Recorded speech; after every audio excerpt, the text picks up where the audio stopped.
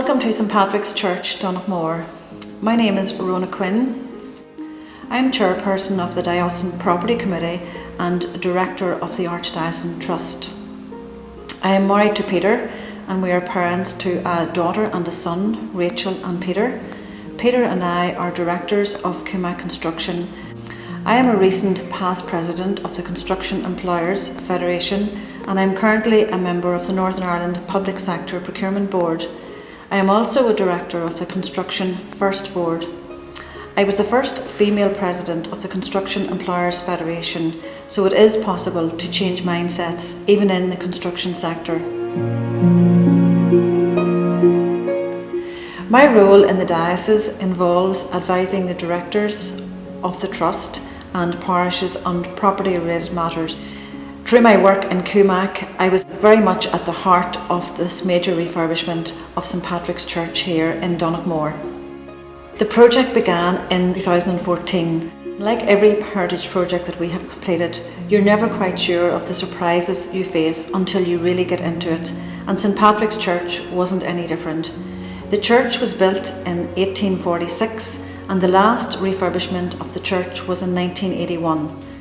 Such was the extent of the work that the only remaining elements of the building are the walls, and even they had extensive restoration and repair work done to them. One of the wide-ranging challenges we faced was the roof. The roof had been badly damaged by a bomb in the village during the Troubles. The Stations of the Cross are my favourite piece of work in the church, not just because they were transformed into beautiful pieces of art from their very poor state. They are such a reminder to us that the Lord is with us in the midst of our everyday struggles. I can truly say, from inception to completion, the project was a labour of love for all of the team involved. The pride and the passion that was displayed by the variety of specialist craftsmen from all over the country to our own local tradesmen was exceptional. This is what the life of the church is all about. In this parish, we were blessed for many years to have the Daughters of the Cross from Liège in Belgium. 100 years ago, in 1920, Canon O'Neill bought land and invited the sisters here. Donaghmore was strategically placed as it had its own railway station. It was originally set up as a hospital and then later a school. And despite many obstacles at the time, a girls' school was established. That school has had enormous influence on this community and further afield. It is now a school of excellence serving the wider community.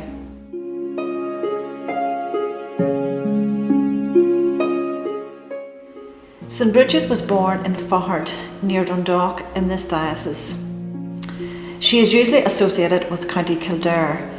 She was the leader of a monastery there. And what was unique about that monastery is that it was for both men and women. It is fitting on this, the feast day of St Brigid, to reflect on the powerful woman that she was, devoting her life to God. Throughout the Archdiocese today, a huge number of women contribute to the church in many different ways. We honour them as we honour St Brigid. We will listen now to a few of their stories. I'm Sister Helen Delaney, born in Adamstown, County Wexford. Joined the Medical Missions of Mary in 1960. Went out to Angola in 72. We'll go wherever the need is. And then I went to Nigeria in 77 and Uganda in 2000, and that's where I am now. I'm going back this evening to Uganda. I work with the women, the widows, and we teach them what they can use to make money. So the women are responsible for the households in Uganda. So they pay the school fees, they have medicines, they have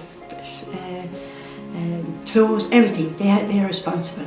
I work with the youth. I have a young man working with the youth, and he's very good. And he meets them on a regular basis, 25 groups. It's really to not eliminate, but to cut down on domestic violence. Domestic violence is terrible out there, terrible. And if we get the youth, they're mixed boys and girls, to see if they can, do something to reduce this.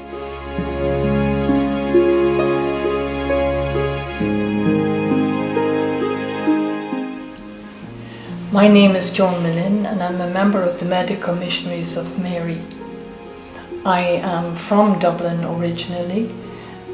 I did my nurse training in England and then my midwifery when I entered MMM originally. Then I was assigned to Nigeria.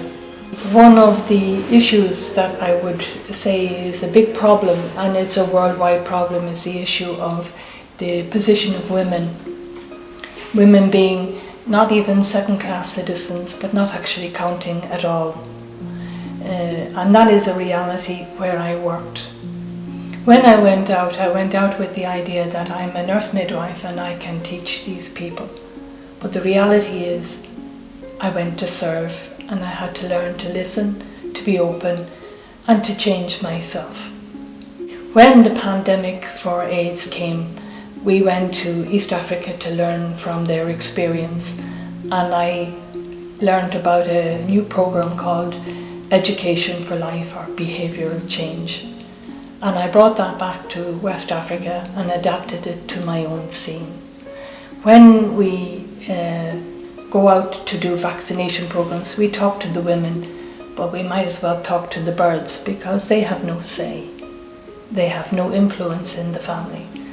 So we formed groups in each village, and we had 14 or 16 villages to form groups in, of both male and female, and we worked with them in the hope of being able to reach the larger community. Because we had both men and women, then we had a little voice. We decided to introduce this behavioural change program to the people on family relationship, husband and wife relationships. And so we worked with a very small group of 50 people and talked about what were the issues at home, what were the problems, how could you face them, how could they be fixed, and what part did I play in them.